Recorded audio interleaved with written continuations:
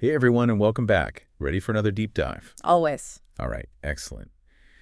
Today, we're going to be tackling a topic that's super fascinating to me, at least, and I hope to you too, of course. We're going to be exploring Sufism, Okay. and specifically how it has shaped Islam in different parts of the world. Interesting. I think this will be really interesting for us because, sometimes when we talk about Islam, it can feel very monolithic, Right. like one big thing. Yeah. But the reality is so much more nuanced and Yeah. complex. Yeah, absolutely. And Sufism really highlights that. It does. So we're going to be looking at two regions in particular, Okay. Southeast Asia and the UK, Right. and using those as kind of case studies to understand how Sufism has influenced the practice and understanding of Islam in wildly different ways. Sounds good. Yeah. Looking forward to it. So before we jump in, let's just do a quick recap for anyone who might need a refresher. When we talk about Sufism, what are we really talking about? Well, at its core, Sufism is about direct personal experience of the divine. Right. It's a mystical branch of Islam Yeah. that emphasizes the inner spiritual journey. It's about connecting with God on a personal level. Okay. And, they use a variety of practices like meditation, music, poetry, chanting to cultivate that connection. That's so interesting. It is. And Sufism is also known for its tolerance. Yes, very much. An emphasis on love and compassion. Yeah, absolutely. Right. So it's not just about rules and regulations. No, it's about inner transformation. It's about this inner transformation. Yeah. Which I think is such a powerful concept. It is. And it kind of makes sense why it's had such a profound impact on Islam in different places. Right. So let's start with Southeast Asia. Okay. Because this is where things get really interesting. It does. Right. We're talking about countries like Indonesia, Malaysia, places where Islam has been present for centuries. For a long time. And Sufism has really left its mark. Definitely. So can you talk about how that influence has manifested? What does Islam look like in Southeast Asia compared to maybe other parts of the world? Yeah, well, one of the most striking things is the way Sufism has blended with local cultures and traditions. Oh, interesting. You see this beautiful fusion of Islamic beliefs and practices with indigenous customs. So it's not just like a straight import. No, not at all. It's been kind of adapted and... It's been woven into the existing cultural tapestry. Yeah, I love that. Yeah. That's a great way to put it. So, for example, you'll find traditional music and dance incorporated into religious ceremonies. Oh, wow. Yeah. That's amazing. And, there's less emphasis on the legalistic aspects of Islam and more focus on spiritual experience and moral values. Interesting. So it's less about strict rules and more about... It's about embodying the essence of Islam. Right, like the core principles. Yeah. So how has this integration of Sufism shaped the overall religious landscape in Southeast Asia? Well, many scholars believe it's played a key role in creating a more tolerant and harmonious environment. Really? Yeah, you see, the emphasis on peace and inner transformation that's so central to Sufism has really fostered a spirit of coexistence between different faiths. That's remarkable. It is. So it's not to say there are never conflicts or tensions. Right, of course not.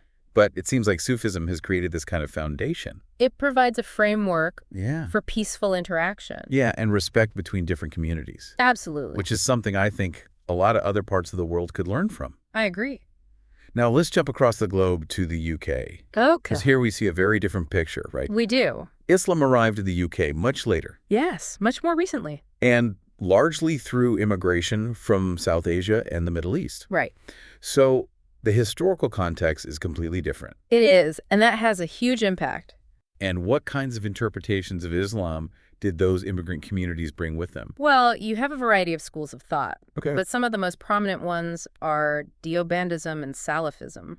Now, those are terms that we often hear in the news, but... Yeah, they can be a bit confusing. Yeah, I think it would be helpful to break those down a bit. Sure. What are those at their core? So Deobandism originated in 19th century India. Okay. And it emphasizes religious education and a stricter adherence to Islamic law. I see. So there's a strong focus on following the rules and regulations. Right, so it's kind of like a more... A more legalistic approach? Yeah, legalistic approach, okay. Yeah, and then you have Salafism, which emerged in the Middle East. Okay. And it calls for a return to the practices of the earliest Muslims. Interesting. So they believe that the way Islam was practiced in the time of the Prophet Muhammad is the purest form. So it's like a back to basics kind of movement. Exactly. Got it. And sometimes that can lead to a more literal interpretation of Scripture. Interesting. Which can sometimes be seen as more conservative or strict.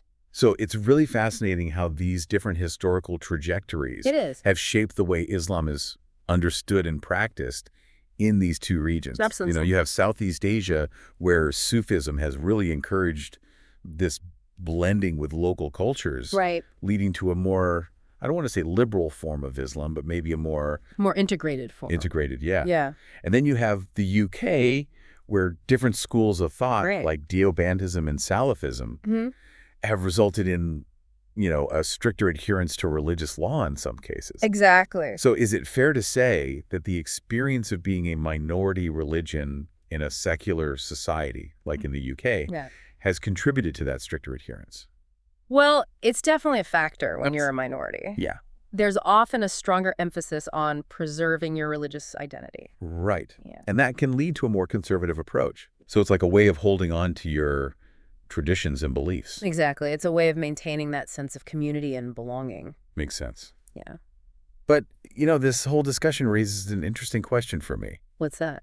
When we talk about Sufism leading to a more mild form of Islam versus other interpretations that are stricter, are we oversimplifying things? I think we need to be very careful with those kinds of labels. Okay. Mild and strict can be very loaded terms. Right. And they don't really capture the complexity exactly of these different expressions of faith. It's not about one being better than the other. Yeah. It's about understanding the historical and social contexts that have shaped them. So it's about nuance. It is, absolutely. It's about appreciating the diversity within Islam. And recognizing that there's no one-size-fits-all approach. Exactly. But even though we have to be careful about using terms like mild, I think it's still important to acknowledge the role that Sufism has played in shaping a more peaceful and integrated form of Islam in Southeast Asia. I agree.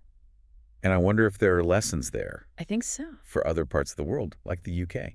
You know, maybe a deeper understanding of Sufism's emphasis on inner peace and tolerance could help bridge divides. And foster more meaningful interfaith dialogue. Exactly. Because ultimately that's what we need, right? Absolutely. More understanding and compassion. Couldn't agree more. So, for our listeners out there, I'd love for you to think about this. Yeah. How can we learn from the example of Sufism in Southeast Asia? Right. How can we apply those principles of tolerance and spiritual understanding to create a more harmonious world? It's a question worth pondering. Definitely. And something we'll continue to explore in future deep dives. Looking forward to it.